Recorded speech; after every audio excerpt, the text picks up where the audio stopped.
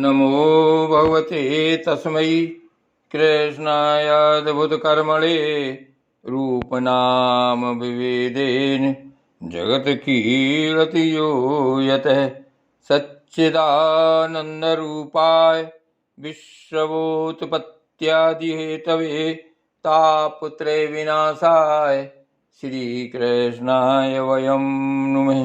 नमामि हृदये शेषे लीलाक्षीराब्धिसायनं लक्ष्मीसहस्रलीलाभिसेव्यमानं कलानिधम्।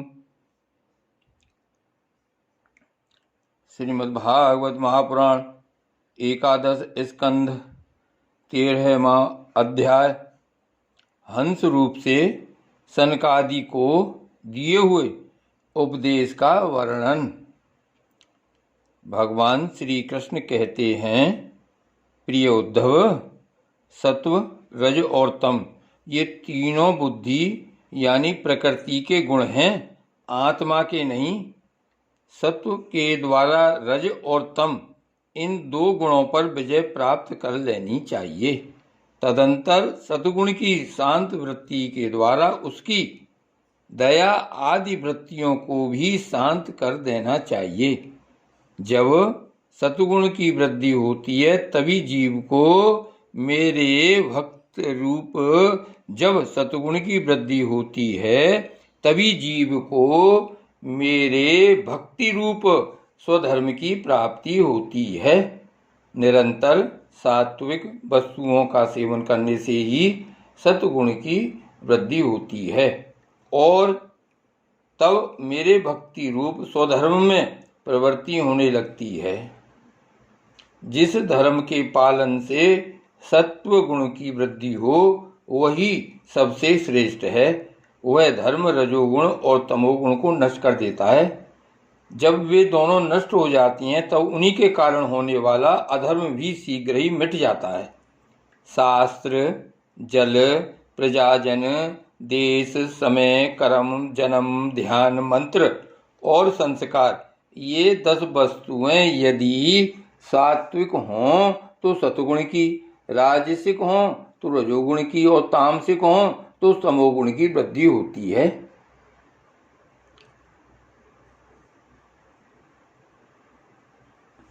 इनमें से शास्त्रज्ञ महात्मा जिनकी प्रशंसा करते हैं वे सात्विक हैं, जिनकी निंदा करते हैं वे तामसिक हैं और जिनकी उपेक्षा करते हैं वे वस्तुएं राजसिक हैं।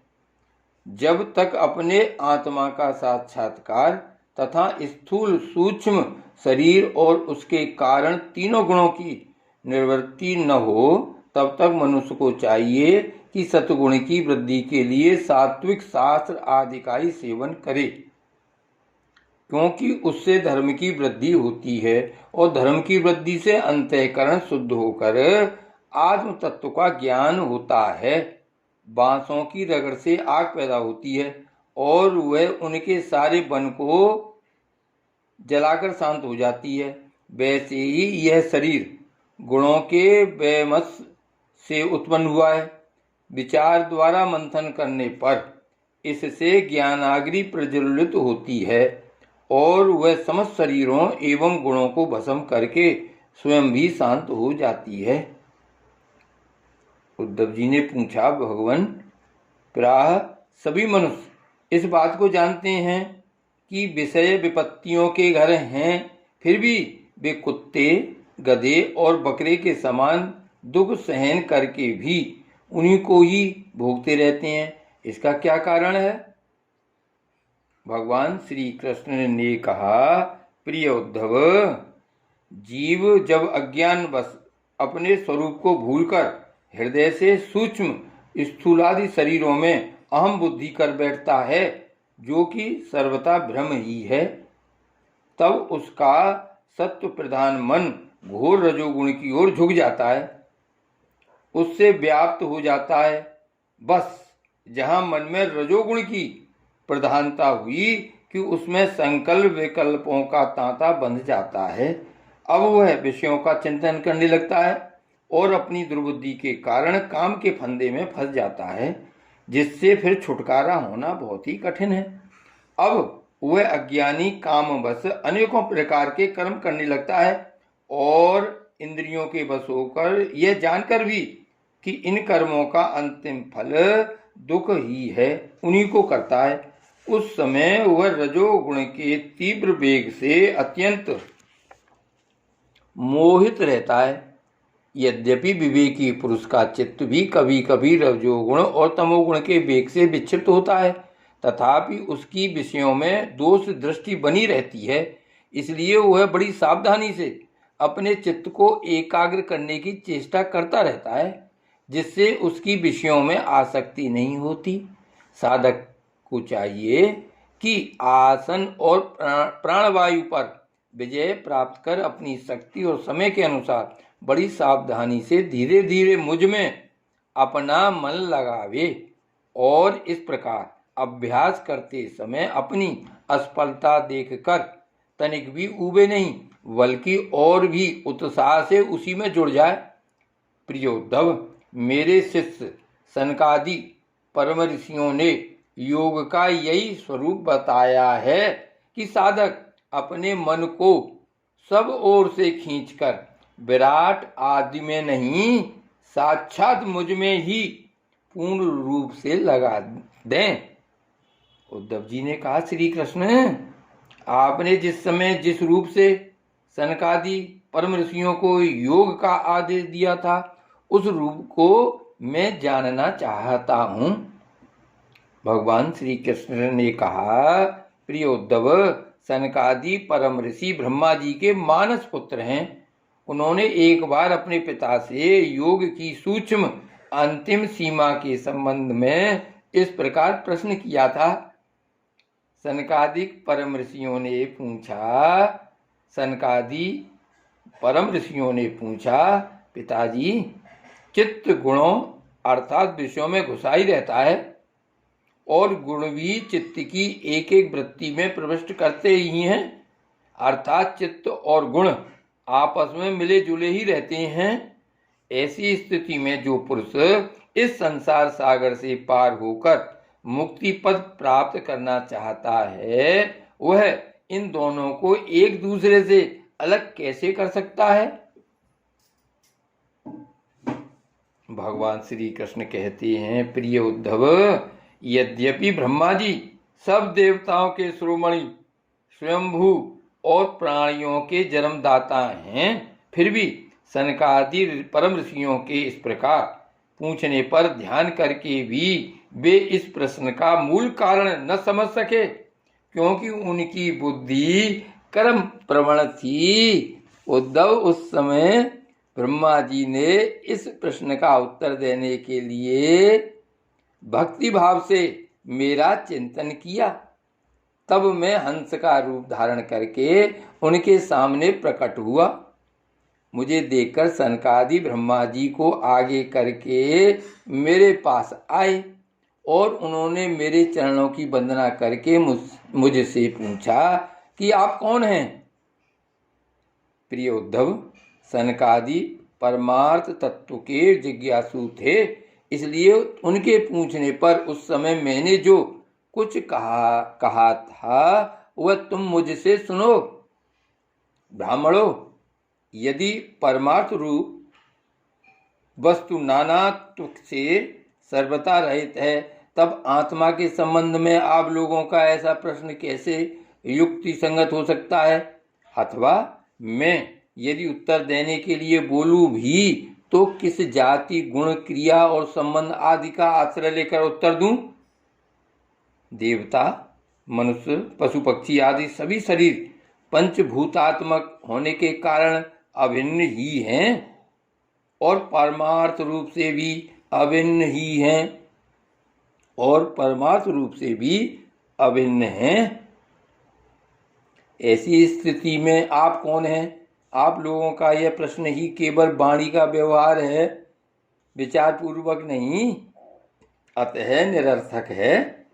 मन से, वाणी से, दृष्टि से तथा अन्य इंद्रियों से भी जो कुछ ग्रहण किया जाता है वह सब मैं ही हूँ, मुझसे भिन्न और कुछ नहीं है।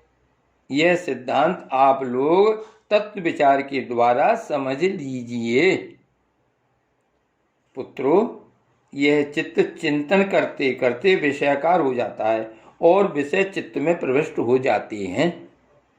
यह बात सत्य है, तथापि विषय और चित्त ये दोनों ही मेरे स्वरूपभूत जीव के देह हैं, उपाधि हैं, अर्थात आत्मा का चित्त और विषय के साथ कोई संबंध ही नहीं है। इसलिए बार बार विषयों का सेवन करते रहने से जो चित्त विषयों में आसक्त हो गया है और विषय भी चित्त में प्रविष्ट हो गए हैं, इन दोनों को अपने वास्तविक से अभिन्न मुझ परमात्मा का साक्षात्कार करके त्याग देना चाहिए। जागृत, स्वप्न और सुषुप्ति ये तीनों अवस्थाएं सत्वादी गुणों के अनुसार होती हैं और बुद्धि की वृत्तियां हैं, सच्चिदानंद का स्वभाव नहीं। इन वृत्तियों का साक्षी होने के कारण जीव उनसे विलक्षण है। यह सिद्धांत श्रुति, युक्ति और अनुभूति से युक्त है, क्योंकि बुद्धि प्रवृत्तियों के द्वारा होने वाला यह बंधन ही आत्मा में तृणमयी वृत्तियों का दान करता है। इसलिए तीनों अवस्थाओं से विलक्षण और उनमें अनुगत मुझ तुरीय तत्व में स्थित होकर इस बुद्धि के बंधन का परित्याग कर दे, तब विषय और चित्त दोनों का युगपत त्याग हो जाता है। यह बंधन अहंकार की ही रचना है और यही आत्मा के परिपूर्णतम सत्य, अखंड ज्ञान और परमानंद स्वरूप को छिपा देता है। इस बात को जानकर विरक्त हो जाए और अपने तीन अवस्थाओं में अनुगत तुरीय स्वरूपों में होकर संसार की चिंता को छोड़ दे। जब तक पुरुष की भिन्न भिन्न पदार्थों में सत्तत्व बुद्धि, अहम बुद्धि और मम बुद्धि व्यक्ति युक्तियों के द्वारा निवृत्ति नहीं हो जाती, तब तक वह अज्ञानी यद्यपि जागता है तथापि सोता हुआ सा रहता है। जैसे स्वप्नावस्था में जान पड़ता है कि मैं जाग रहा हूँ। आत्मा से अन्य देह आदि प्रतीयमान नाम रूपात्मक प्रपंच का कुछ भी अस्तित्व नहीं है। इसलिए उनके कारण होने वाले वर्णाश्रमादि भेद, स्वर्गादि फल और उनके कारणभूत कर्म ये सब के सब इस आत्मा के लिए वैसे ही मिथ्या हैं जैसे स्वप्नदर्शी पुरुष के द्वारा देखे हुए सबके सब पदार्थ। जो जागृत अवस्था में समस्त इंद्रियों के द्वारा बाहर दिखने वाले संपूर्ण क्षणभंगुर पदार्थों को अनुभव करता है और स्वप्नावस्था में हृदय में ही जागृत में देखे हुए पदार्थों के समान ही वासना में विषयों का अनुभव करता है और सुषुप्ति अवस्था में उन सब विषयों को समेटकर उनके लय को भी अनुभव करता है। वह एक ही है। जागृत अवस्था के इंद्रिय, स्वप्नावस्था के मन और सुषुप्ति की संस्कारवती बुद्धि का भी वही स्वामी है, क्योंकि वह तृणमयी तीनों अवस्थाओं का साक्षी है। क्योंकि वह तृणमयी तीनों अवस्थाओं का साक्षी है जिस मैंने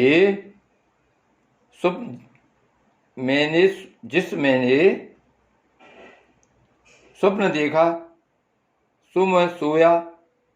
जैसे मैंने स्वप्न देखा जो मैं सोया, वही मैं जाग रहा हूँ। इस स्मृति के बल पर एक ही आत्मा का समस्त अवस्थाओं में होना सिद्ध हो जाता है। ऐसा विचार कर मन की ये तीनों अवस्थाएं गुणों के द्वारा मेरी माया से मेरे अंश स्वरूप जीव में मेरी माया से मेरे अंश स्वरूप जीव में कल्पित की गई हैं और आत्मा में ये नितांत असत्य हैं। ऐसा निश्चय करके तुम लोग अनुमान, सत्पुरुषों द्वारा किए गए उपनिषदों के श्रवण और तीक्ष्ण ज्ञान खड़ग के द्वारा सकल संशयों के आधार अहंकार का छेदन करके हृदय में स्थित मुझ परमात्मा का भजन करो। यह जगत मन का विलास है, तीखने पर भी नष्ट प्राय है। अलात चक्र लुकारियों की बनेठी के समान अत्यंत चंचल है और भ्रम मात्र है, ऐसा समझे। ज्ञाता और ज्ञेय के भेद से रहित एक ज्ञान स्वरूप आत्मा ही अनेक सा प्रतीत हो रहा है। यह स्थूल शरीर, इंद्रिय और अंतःकरण रूप 3 प्रकार का विकल्प गुणों के परिणाम की रचना है और स्वप्न के समान माया का खेल है, अज्ञान से कल्पित है। इसलिए उस देहादि रूप दृश्य से दृष्टि हटाकर तृष्णा रहित इंद्रियों के व्यापार से हीन और निरीह होकर आत्मानंद के अनुभव में मग्न हो जाए। यद्यपि कभी कभी आहार आदि के समय यह देहादि प्रपंच देखने में आता है, तथापि यह पहले ही आत्म वस्तु से अतिरिक्त और मिथ्या समझकर छोड़ा जा चुका है। इसलिए वह पुनः भ्रांति मूलक मोह उत्पन्न करने में समर्थ नहीं हो सकता। देहपात पर्यंत केवल संस्कार मात्र उसकी प्रतीति होती है। जैसे मदिरा पीकर उन्मत्त पुरुष यह नहीं देखता कि मेरे द्वारा पहना हुआ वस्त्र शरीर पर है या गिर गया, वैसे ही सिद्ध पुरुष जिस शरीर से उसने अपने स्वरूप का साक्षात्कार किया है वह प्रारब्ध बस खड़ा है, बैठा है या दैववश कहीं गया या आया है। नश्वर शरीर संबंधी इन बातों पर दृष्टि नहीं डालता और प्राण और इंद्रियों के साथ यह शरीर भी प्रारब्ध के अधीन है। इसलिए अपने आरंभिक बनाने वाले कर्म जब तक हैं तब तक उनकी प्रतीक्षा करता ही रहता है, परंतु आत्म वस्तु का साक्षात्कार करने वाला तथा समाधि पर्यंत योगों में आरूढ़ पुरुष स्त्री पुत्र धन आदि प्रपंच के सहित उस शरीर को फिर कभी स्वीकार नहीं करता, अपना नहीं मानता। जैसे जगा हुआ पुरुष स्वप्नावस्था के शरीर आदि को। सनकादि ऋषियों, मैंने तुमसे जो कुछ कहा है वह सांख्य और योग दोनों का गोपनीय रहस्य है। मैं स्वयं भगवान हूँ, तुम लोगों को तत्व ज्ञान का उपदेश करने के लिए ही यहाँ आया हूँ, ऐसा समझो। विप्रवरो, मैं योग, सांख्य, सत्य, ऋत, मधुर भाषण, तेज, श्री, कीर्ति और दम, इंद्रिय निग्रह, इन सब की परम गति परम अधिष्ठान हूँ। मैं समस्त गुणों से रहित हूँ और किसी की अपेक्षा नहीं रखता। फिर भी साम्य, असंगता आदि सभी गुण मेरा ही सेवन करते हैं, मुझ में ही प्रतिष्ठित हैं, क्योंकि मैं सबका हितैषी, सुहृदय, प्रियतम और आत्मा हूँ। सच पूछो तो उन्हें गुण कहना भी ठीक नहीं है, क्योंकि वे सत्वादि गुणों के परिणाम नहीं हैं और नित्य हैं। प्रिय उद्धव, इस प्रकार मैंने सनकादि मुनियों के संशय मिटा दिए। उन्होंने परम भक्ति से मेरी पूजा की और स्तुतियों द्वारा मेरी महिमा का गान किया। जब उन परम ऋषियों ने भली भांति मेरी पूजा और स्तुति कर ली, तब मैं ब्रह्मा जी के सामने ही अदृश्य होकर अपने धाम में लौट आया। श्री गोवर्धन नाथ की जय। परम दयाल श्री गोसाई जी महाराज की जय। श्याम स्वरूप श्री यमुने महारानी की जय। श्री वल्लभाधीश की जय। जय जय श्री गोकुलेश, जय जय श्री गोकुलेश, जय जय श्री गोकुलेश।